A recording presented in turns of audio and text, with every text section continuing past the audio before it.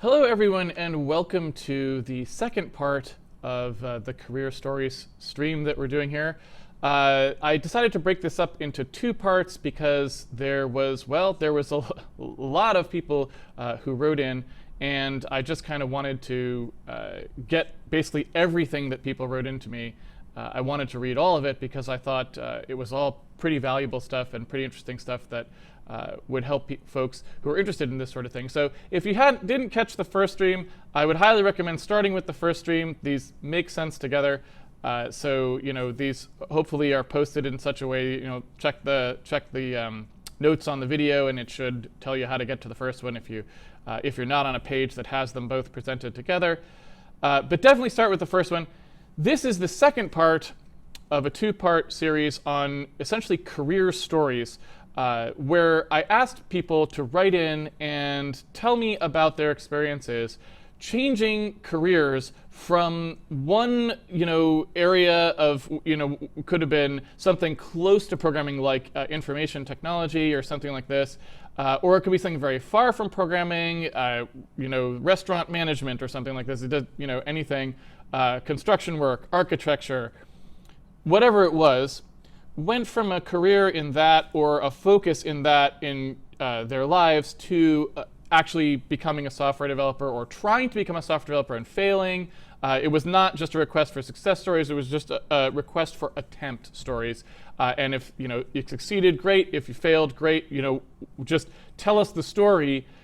And the idea was that people who are interested in potentially doing this, who are maybe in the shoes of the people who wrote in, but just 10 years ago or something like that,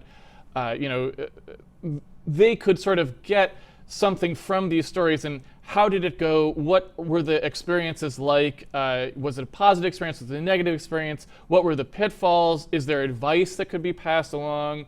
Or maybe it just feels nice to know that you're not alone in this transition, that other people have done it, and here's what they experienced. And sometimes it just makes a difference just to hear other people's experiences. It doesn't necessarily mean you have to take something from them explicitly. It's just there's sometimes something nice implicitly about hearing about how other people have done things.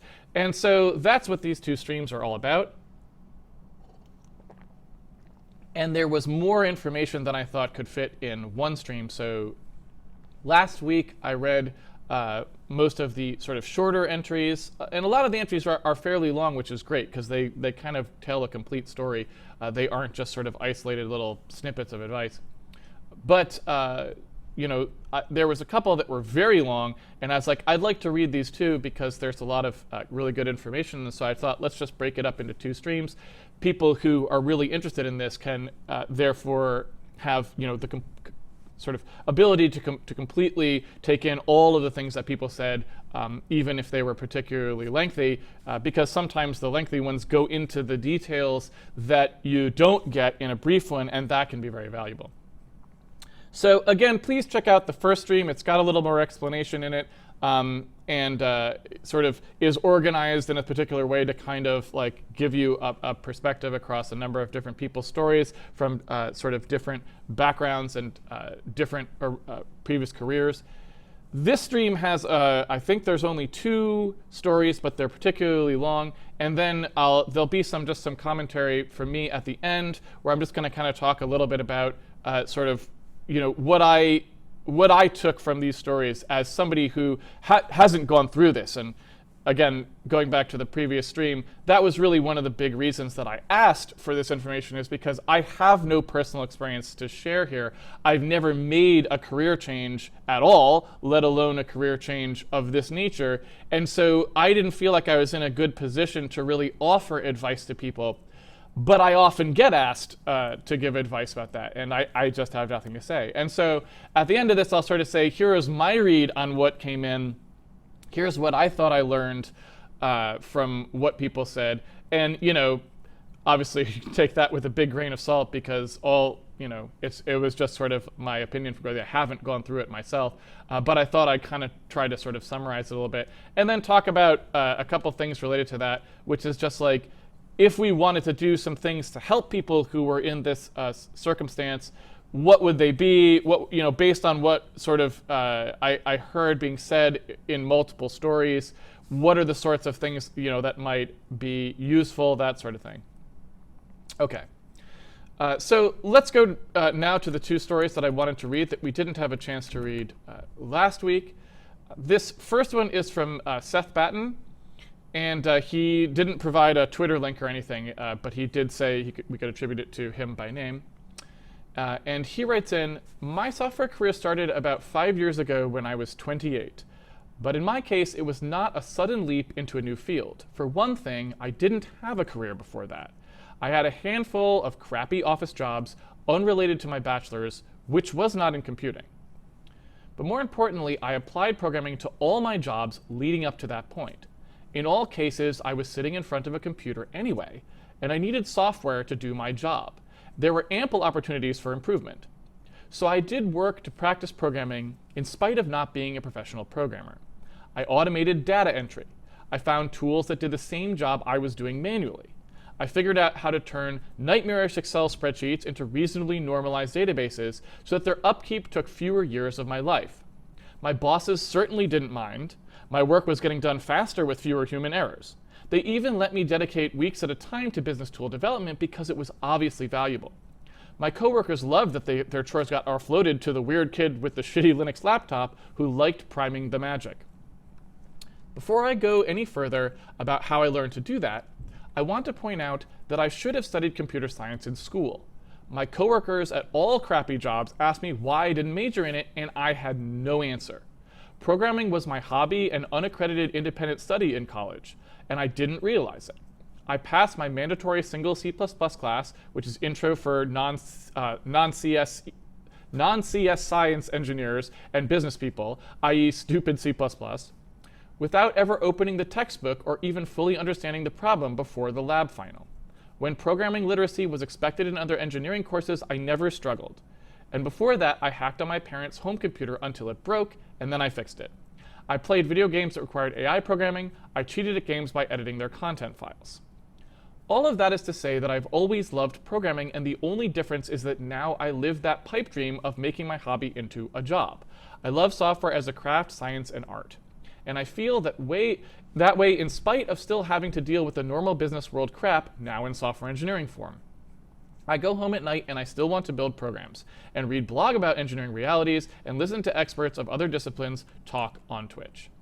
Because of that love, I think that before someone finds out how to switch careers, it's reasonable for them to make certain that they really want to. I have a broad spectrum of coworkers, and without exception, the only ones I appreciate are those like myself who absolutely love the work. I have coworkers who studied computer science because it's lucrative. I have other coworkers who realize that they can do almost nothing and still be paid by a large corporation. And I have at least one coworker who obviously studied programming solely because his father did, who also works at my company. Collectively, these folks remind me of someone who really loves the rock and roll lifestyle but is unwilling to practice anything related to music. Lots of talk about architecture and local meetup groups of fad programming languages and pontificating about what our team should do, but awful at actually doing the job because they don't like the work. I'm not trying to be negative, but to explain that a career switch may not automatically make someone happy. I think that absolutely anyone can learn to program, and nearly everyone can benefit from the skill, like in my crappy office jobs. But that's a different topic from someone saying everyone should start doing it full time, or even dedicate their home hours to studying it in depth. Programming's ability to be learned is exactly the same as the ability to change brake rotors, or to apply makeup to the face of a person before their open casket funeral, or to push a tiny drill into a stranger's teeth in the interest of dental health. Strict possibility is not a good criterion for career choice, even if there's lots of money to be made and the status quo is a boring dead end. But here's why I believe that's not a negative. You don't have to switch careers to figure out if you're going to love it.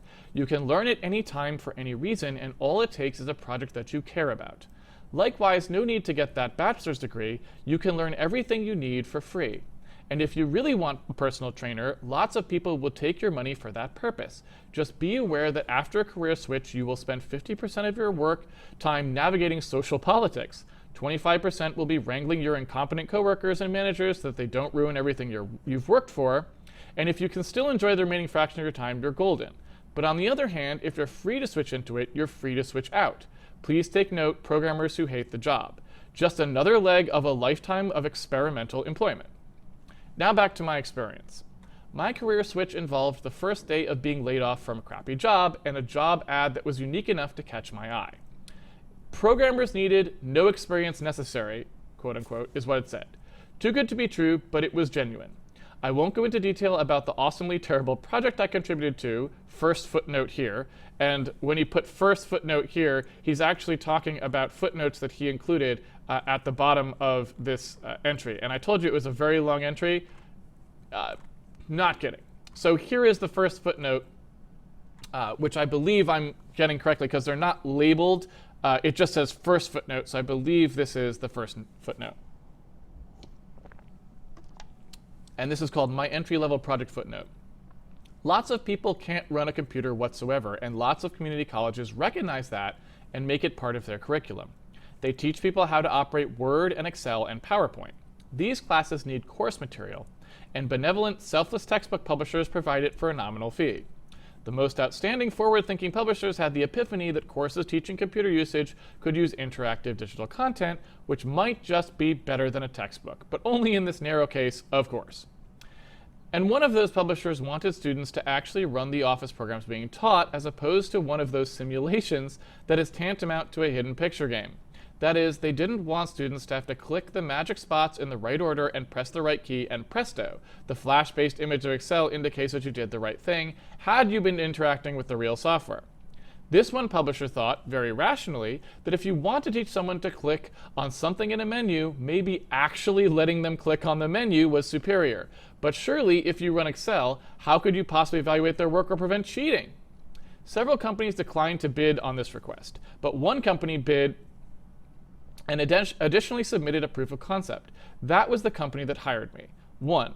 Deploy an online learning management solution system, something, to keep track of student IDs and enrollment and course progress, yada yada. 2. Deploy a desktop application that spawns Office processes based on content downloaded from the LMS, like template documents, instructions, etc. 3. Hire a bunch of a-holes to write VBA scripts that check document content, serialize those through some esoteric .NET component, transmit them to the desktop app via the LMS, and submit grades based on the script's results. They hired 4 of us, and absolutely no one knew what they were doing. I just happened to be really good at not knowing what I was doing, so they gave me a salary and let me write code for the next stupidly complicated project. That was that footnote. So now I'm going to jump back to the place where we were. And he said, I won't go into detail about the awesome project I contributed to. First footnote here, that was the footnote. But the important part was that the work was Microsoft Office programming. And that's second footnote here. So I'm going to jump down, because like I said, I felt like reading all this stuff just so you get what people wrote in. And this was MS Office programming footnote. This could be handy for anyone who foolishly wants to follow my method of breaking into software. If you wrangle spreadsheets for a living, you can become a programmer today. All Office programs expose their files through a document object model, exactly analogous to how the latest greatest flavor of ECMAScript, which is JavaScript, exposes the hideous speck of HTML. For Office, it's an interface in a language called Visual Basic for Applications, and the code editor is honestly pretty good, and it's built into every Office product. Everything is also reasonably well documented on MSDN, and anything that can be done through the GUI can be done faster and better by programming. Nowadays, if your company has a domain administrator who is competent, these features will be disabled, except for the most trusted computer professionals. Because when code can be freely emailed around among managers, and it runs automatically when a Word doc is opened, that is a recipe for virus spreading. It happens a lot. But if your company is not so well protected, also very common, and you can find the hidden menu option or key combination that activates the macro editor, Google knows how, you can learn to program using only the standard cube drone tools. Go nuts, make 500 rows of Rule 30 in Excel. It's great, but also clearly lame. Instead, make a recursive 30 maze generation algorithm using cell borders as walls. If you exceed the stack limit of 99, you will need to implement your own stack. But don't worry, you have virtually unlimited memory available in the form of a spreadsheet. I learned this spreadsheet magic from my physics professor, who was a big fan of doing electric field simulations in the grid. He accidentally contributed more to my computing career than my C++ professor. Surprise, surprise. Okay, back up to the main line. All right. Let's see here. It's hard to jump back and forth. I probably should have done like some kind of inlined them myself, just a pre-expansion. All right. They needed macros, they needed them before the deadline, and all their current engineers were dedicated to finishing the project that would use them as content. And I had just spent the previous years tying Microsoft Access into multiple other data sources and producing procedural reports. I wrote scripts that populated spreadsheets for me. My work had to be usable by the 80-year-old woman who did our accounting, so it was robust and reliable. So I had the right skill at the right time. Pure luck. However, I contend that that is true in all job searches. Rather than saying step 1, learn Java, step 2, get paid to write Java, the real goal is to gradually increase software employable experience. You continuously gather expertise and confidence in your ability to make computers behave. Eventually, a new opportunity will pass by that allows you to do more and learn more with software. And so a person bootstraps into becoming a programmer. It need not be a sudden career switch at all. Regardless, I was very eager to career switch. I had to accept going from salaried to hourly, though like I said, I was laid off anyway. And I had to discuss with my spouse about the implications of low income for some time. But obviously these are normal job change concerns that should always be part of a decision, not something special to software. I knew that the potential upside vastly outweighed the temporary downside. Also, it was such a glowing opportunity, I had to dive in. I should also note that I think it's very important to not wait for the perfect match opportunity to come by. Treat a job as a challenge to be overcome. Expertise is not required in order to be hired, and it certainly isn't required to stay employed. My coworkers that don't love their job are perfect examples. The only requirement is that you are willing to learn to solve the given set of problems presented by the new job. If people can be hired after spending 12 weeks at some ridiculous web dev bootcamp that entailed NGINX, Node.js, MongoDB, and AngularJS, then a person with real problem-solving skills can certainly pick up the tech-specific stuff while on the job. So never count yourself out for lack of exact experience.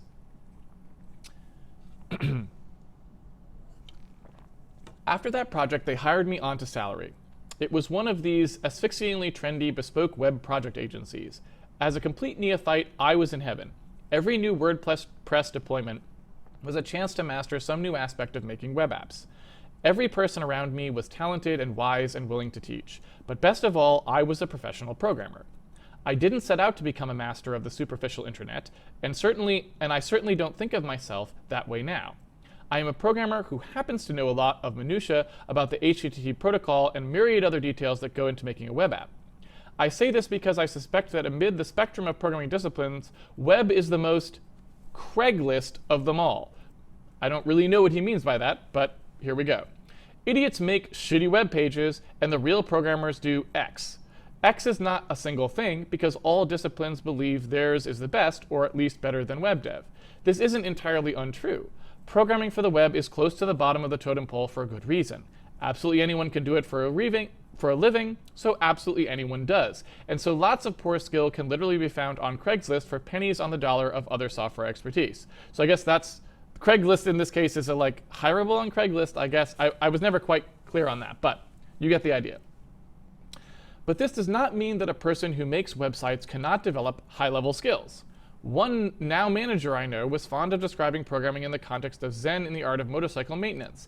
Any task can be fulfilling if you pursue it to excellence. This is certainly true of web dev, regardless of glory or status. If you are learning good skills, it doesn't matter what type of constraints you are dealing with or how you arrive at good programming fundamentals as confirmed by experience. Do be sure to get diverse ideas of what good means, though. Isolated study will only compound ugly solutions into bad habits, and you will develop biases based on your environment. This is inevitable. But none of that is a reason to be picky about how to break into the career, because the specific job doesn't set anything in stone, and that cannot be changed or overcome by effort. After about 6 months at the web project shop, I was offered the chance to make slot machine software. I would be making games, sort of, mostly in Ogre 3D. I haven't mentioned it until now, but I spent a lot of my spare time making games before and after being hired as a web dev. Third project footnote. So again, here is an insertion from lower down in the text. Making games footnote.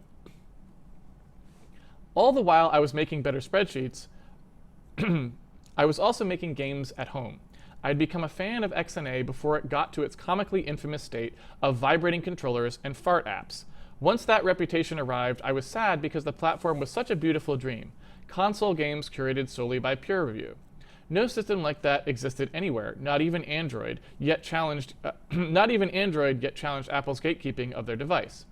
But you could publish onto the 360 and no one at Microsoft would try to keep you off their proprietary platform. Absolutely amazing. Even today, the most inclusive console developer programs are still invite-only or prohibitively expensive.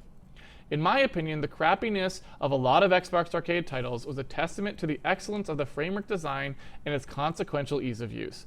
Any idiot could and did make an Xbox game solely by downloading a particular Visual Studio add-on.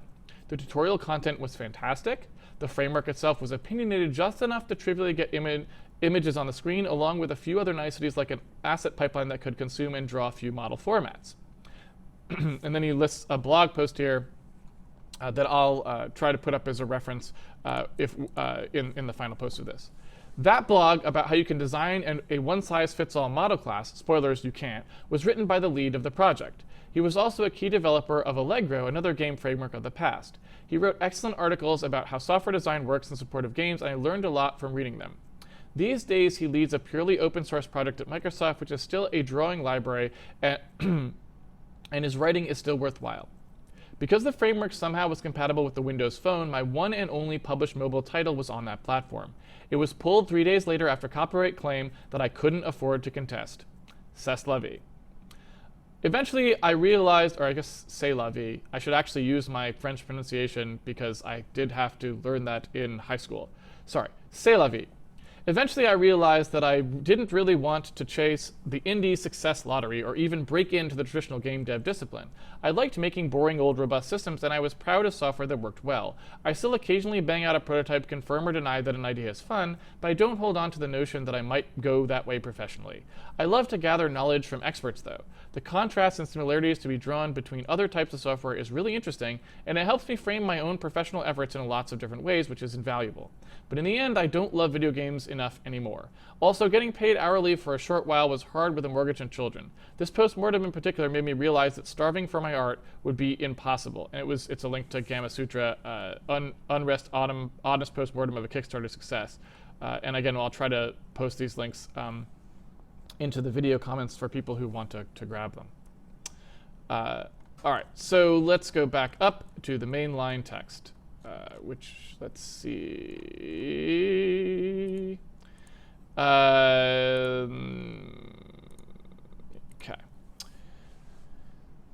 So now we're back to talking about the Ogre 3D project. This opportunity was interesting because I wanted to bolster my knowledge of C++ and C.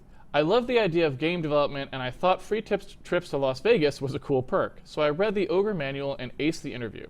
I totally sucked at C++, but they knew that and didn't care because I was cheap, and presumably I had demonstrated ability to learn on the job, which is all that really matters.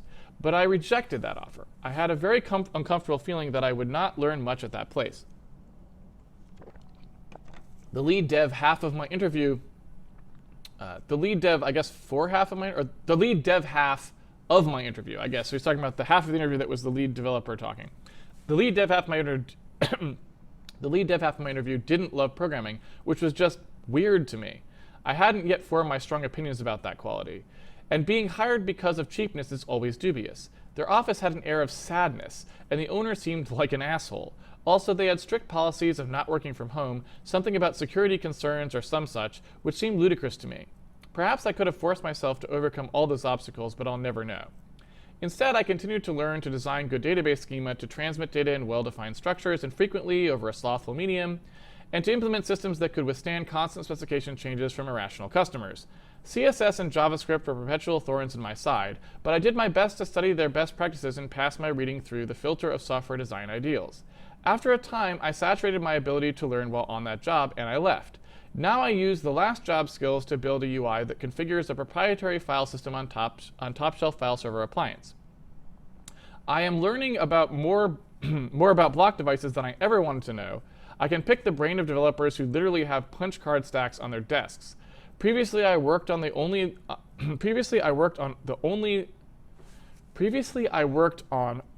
trendiest of websites for seeking out Dog hotels near NASCAR tracks. Programming careers are weird.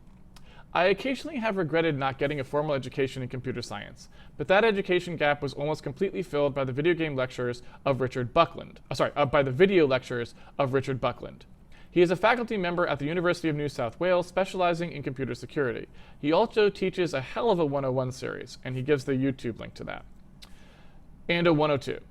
And a 103. After the course of just the lectures for the first year students, not the assignments or lab work or anything else, my itch for formal education was satisfied. In addition to being an exceptional teacher and a thorough expert on basics, he also frames everything in terms of being happy with your work, being proud of how you spend your life, and perpetual learning. He's awesome. And so then there's the footnotes here that we already read. And then at the very end, he just says, abrupt ending, time to ship it. That is the last good software tip that I can think of. And he's referring, of course, to both this this long story and the actual story. Oh wait, no, did I jump to the wrong place? Okay, sorry, I think I jumped to the wrong place. I think that's just the end, actually. I think that's just the end. I think that footnote actually goes with this thing. I think these got separated here. I think this footnote goes with this, and somehow my cut and paste put it in the wrong place. So never mind. The abrupt ending part, save that for a second, that's going to come in. So the actual ending to Seth's thing is just that last line. All right, so that's a very, very lengthy story and kind of goes into a lot of different stuff. But it definitely has sort of a thing that I didn't hear talked about very much in any of the other entries, which is just the idea of sort of like, I don't know what I want to call it, but like inch by inch in your way into software development, like basically just saying, taking any job you can that might have some software room for doing something with programming and broadening that definition out until you eventually get to software development, right? Most of the other entries that I read really weren't that way. They might have started with a very entry-level position, but they weren't about like, oh, here's a job that isn't supposed to be programming, but I figured out a way to do some programming in it and convince my bosses that was a good idea, and I kind of like broadened out from there. That's kind of an interesting technique, and I don't know how effective it would be, you know, in a wider setting, or you know how oftentimes that could be made to work. But it is pretty interesting to hear about it having worked once, and it seems like the kind of thing that could be a potential thing that people could try as a way of getting more programming into their current job, or taking a job where they could do some more programming in it, even though it's not technically a programming job, as a way of building that experience without needing to have that experience first to get the job. So I thought that was pretty interesting. All right, now I want to go to our last story, which is actually kind of, I guess I should say, it's set up in a very different way, which is one of the reasons that I wanted to do it in the second episode as well. It's set up kind of as like a Q&A, if that makes sense. So let me go ahead and read this entry. This one's from J.R. Smith, and he provided a Twitter handle. It's @_SQUIRRRELWIDE. So squirrel wide, but there's an underscore at the beginning and 3 R's in squirrel, which normally there wouldn't be. So if you want to give a shout out to him, that's the Twitter handle where you can do it. And he writes in, though I did teach myself a small amount of code and web dev skills when I was younger, I did not begin life as a software developer in earnest till I was 24, and I'm now 30. I'm sharing my story in hopes that it can provide some guidance to someone else looking to make the switch. If you have further questions, I can be reached at, and he gives those handles. So he says, first I'll briefly outline my own experience so that whoever reads this can hopefully draw some parallels to their own situation and better realize how they can make the switch. If that's not interesting, I'm posting things I found helpful below that. And so then he just has a list here. He says, in middle school and high school, he taught myself a little HTML, CSS, JavaScript, Visual Basic. Was not serious about it. College round 1, started as a CS major, wasn't sure it was what I wanted to do, switched to econ history, joined Air Force ROTC, career in hand, day before graduation, told I was medically disqualified for a food allergy, career no longer in hand. Day after graduation, still feeling civic-minded, worked towards getting a Stafford job in the US Congress, got job 1 month before the economy collapsed in 2008. 6 months into the first job, not happy, toying with JavaScript when done with regular duties. Life stuff. Wife, then fiance, started a teaching gig. I assumed the role of wedding planner. That takes lots of time. Post-wedding, much rejoicing. Time to get serious about finding a job. Leverage rusty web skills to get a front-end web dev job at an agency. Baltimore-based agency. Stayed for a year, asked for more responsibility and more money. Got neither. Moved on. Returned to school. Attended UMBC in the evenings, starting while at agency. Working FT and going to school FT is tough but doable. Full-time, I think is what that means.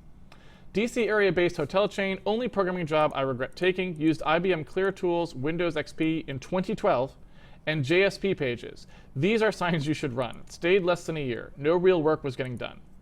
Salesforce Annapolis job. Agnostic about Salesforce when I started. Turns out it's rather dull. But I did get my first experience in what's considered the back end of the stack, which was very helpful. Was let go as the newest person when work dried up. Government contractor. Not ideal, but just purchased house shortly before being let go.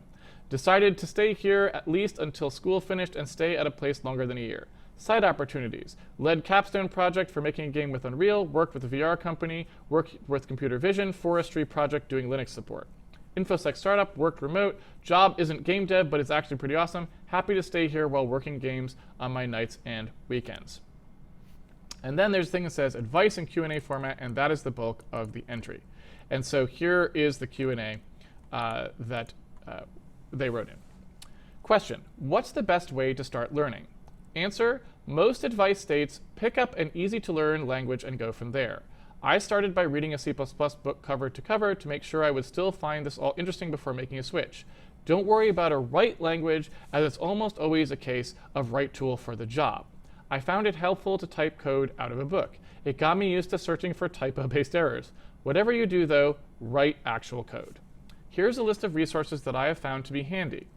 Interview prep, cracking the coding interview, programming questions. Drive beyond belief, but a good shortcut to software engineering knowledge that is even more painful than otherwise. Code Complete Practical Handbook. And I'm going to post the links to all these because he's got the Amazon links.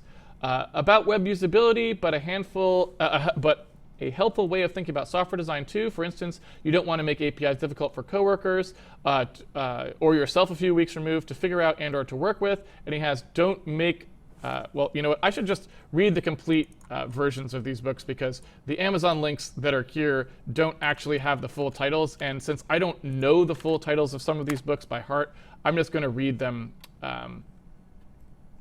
I'm just going to actually open up the Amazon links here so I can read the book titles as they actually exist on the actual covers, so that people who want to search for them, who are listening to this, who maybe don't have access to the links that we'll post with them, won't have trouble finding them, because there's actually quite a few of them here.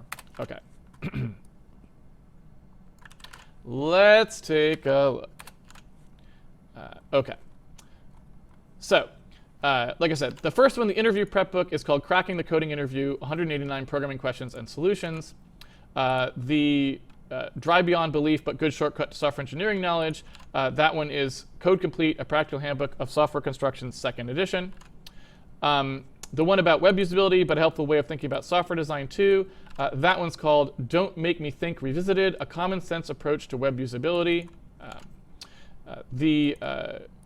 The next one, which I haven't read yet, is I haven't found a more comprehensive game engine book, and then he lists Jason Gregory's Game Engine Architecture 2nd edition. Jason Gregory, by the way, who spoke at HandmadeCon this year, for those of you who were there. The next one is Don't Become Dogmatic About Patterns. However, it's useful to see different ways of approaching problems to expand your own mental tool. And then he lists Game Programming Patterns by Robert Nystrom.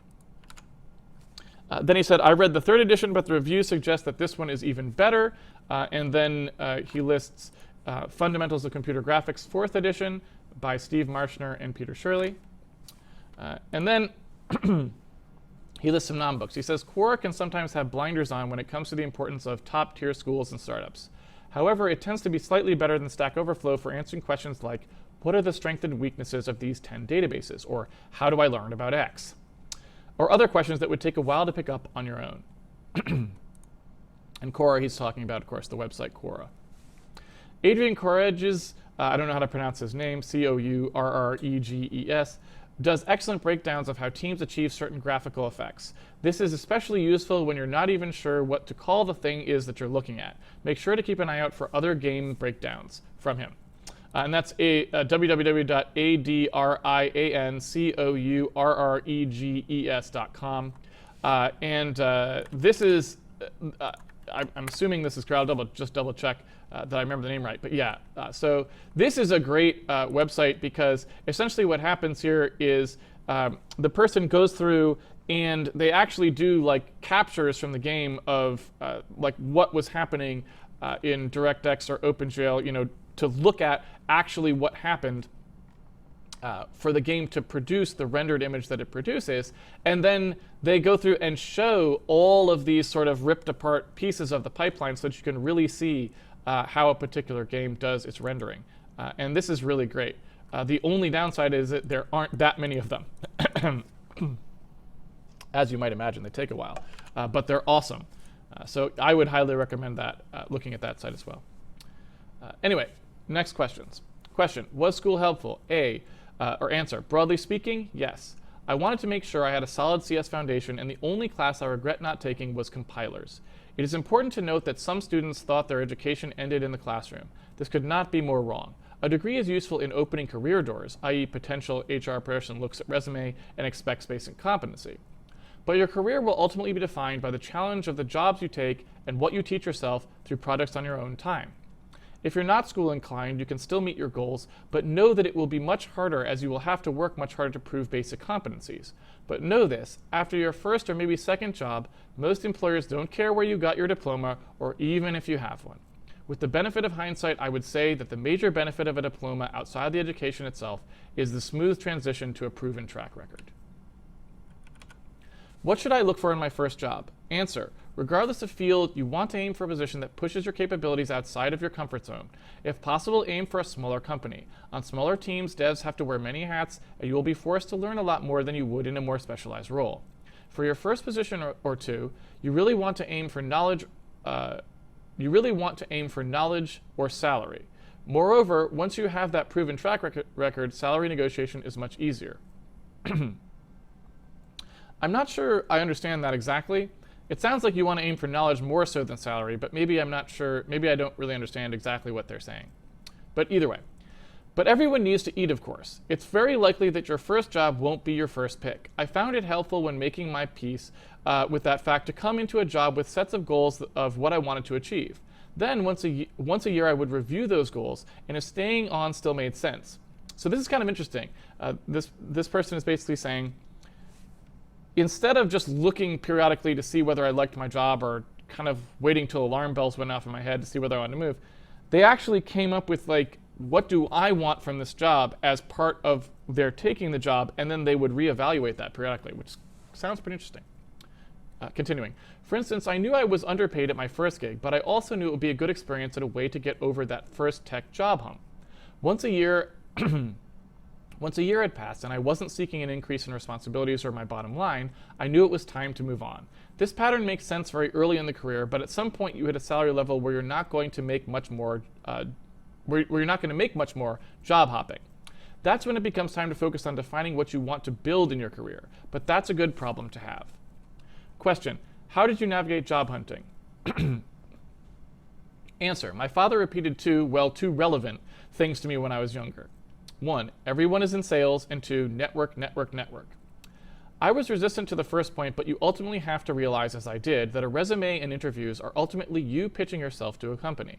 For all software engineering disciplines, I suggest you follow Gail McDowell's excellent resume advice here. And this pointer is to careercup.com/resume. It's careercup.com/resume. Formatting matters. If you're sloppy on your resume, you give the impression that you're sloppy in your work. Most jobs are found through networking, 70% according to US News. Except for my current job and some side gigs, I found all my past employment through recruiters, and that's often not an ideal situation for you. Even good recruiters are interested more in drying ink. Hit up local user groups, job fairs, and the like. Be prepared for networking to happen in unexpected places. As an example, I found my current job after the nicest no possible. I was hunting for jobs on Stack Overflow and was one of the last 2 candidates out of a 300-ish entry for a position. We were asked to make a quick presentation on how we would architect a problem they were tackling. Side note, they asked that we keep it brief so it wouldn't seem like free work. Some potential employers do this, and you should avoid them. They went with the other candidate. She had 1 or 2 skills that I didn't. But my contact liked my presentation so much that he offered to open up his network to me, which directly led to my current gig. So stay positive and remember that rejections aren't personal and that a no now isn't a no forever. On a related note, you'll see entry listings asking for 2 to 5 years of experience. 2 takeaways. 1, this is malarkey and usually written by clueless people. 2, the hidden ask here is that you have a product to talk about that you did of your own accord outside of a classroom assignment. 2 to 5 years doesn't imply a salary position. In terms of scope, remember that small and focused is better. Question: how did you handle the stress of the transition? Answer: this cannot be said enough, and I could stand to be better at it myself, but eat right, exercise, and sleep. There will be days when this isn't possible, and some days you just need cake, but you'll focus much more easily if you're rested and don't feel bloated and gross. Beyond that, make sure you plan some relaxation time. My wife and I try to get a half-hour video games in before bed. This is both relaxing and ensures we actually see each other. This may seem obvious, but make sure you spend some time with family and friends. It can be easy to lose sight of the bigger picture when focusing on a career transition. If you go back to school for CS as part of your transition, be kind to yourself schedule-wise.